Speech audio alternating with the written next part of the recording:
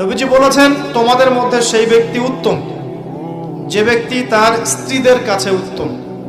তিনি বলছেন, আমি মুহাম্মদ সাল্লাল্লাহু আলাইহি ওয়াসাল্লাম আমি আমার পরিবারের কাছে উত্তম। স্ত্রী যতক্ষণ পর্যন্ত আপনাকে সার্টিফিকেট না দিচ্ছে যে আপনি উত্তম চরিত্রের অধিকারী, আপনি ভালো, আপনি সৎ, ততক্ষণ পর্যন্ত জান্নাতে যাওয়া কঠিন আছে। এবার তো মেয়েরা সুযোগ পেয়ে গেল মনে হয়। স্ত্রীদের সার্টিফিকেট লাগবে।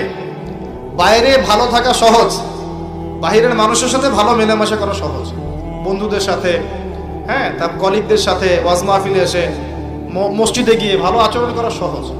কিন্তু আপনার অধীনস্থ যারা আছে তাদের সাথে ভালো আচরণ করা এত সহজ না।